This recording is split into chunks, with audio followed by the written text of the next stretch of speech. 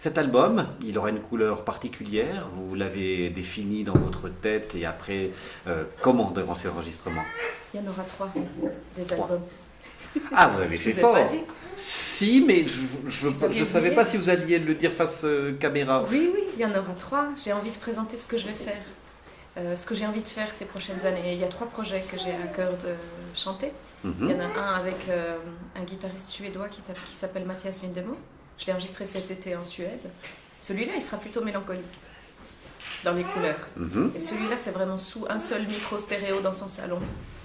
On a fait 2-3 prises de chaque morceau et puis voilà.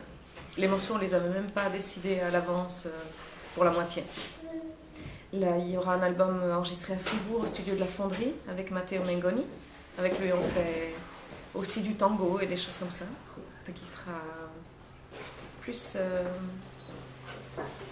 plus latin, peut-être. Et celui de New York, il y aura du funk, il y aura aussi des morceaux de Barbara. En fait, tous les morceaux sont des morceaux à texte, même les instrumentaux.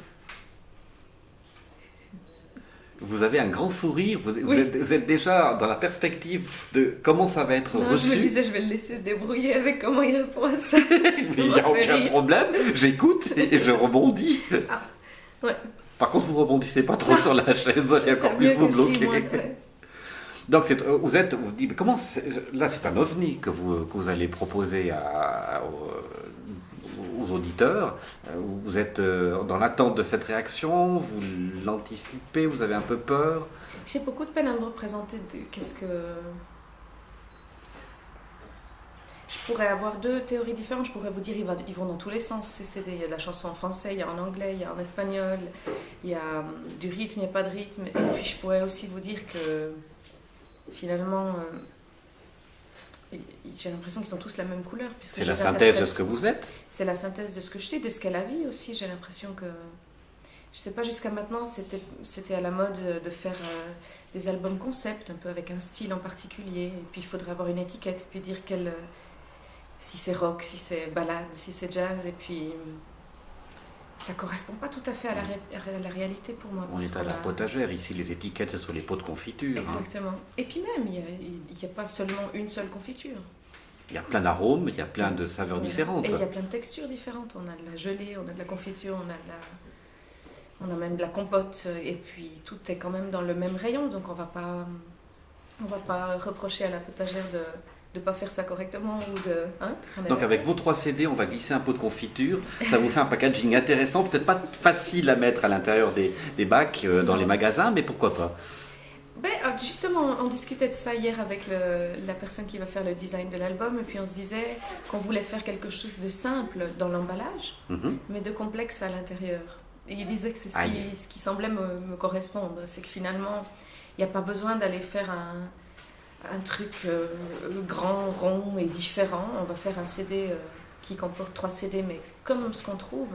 Puis c'est à l'intérieur qu'on va trouver finalement la complexité de ce qui est proposé. Dès qu'on va l'ouvrir, il y aura certaines surprises graphiques. Exactement. On va mettre ça dans le design et puis dans la musique finalement.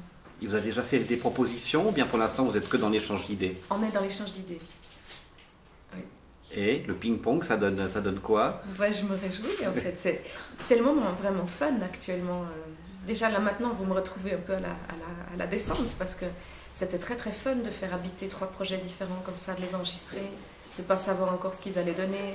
Moi j'aime aussi ce moment où j'ai pas du tout de recul par rapport à ce qui se passe. Trop immergé dedans. Ouais. Selon ce que j'écoute, j'entends des choses différentes. Je peux écouter en me demandant si j'étais vraiment dedans. Après, je peux écouter en me demandant si c'était parfait ou pas. C'est très, très intéressant. Donc, il y a des moments, si j'écoute le CD, j'entends toutes les imperfections. D'autres moments, j'entends toute l'émotion qu'ont mis chaque musicien et moi aussi. Par rapport aux précédentes sorties, oui.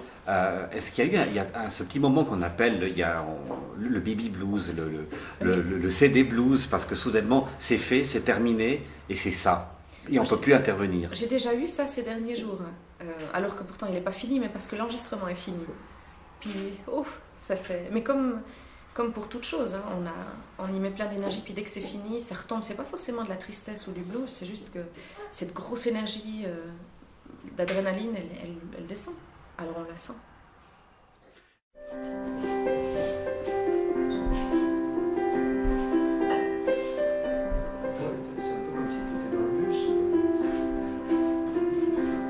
À trop penser.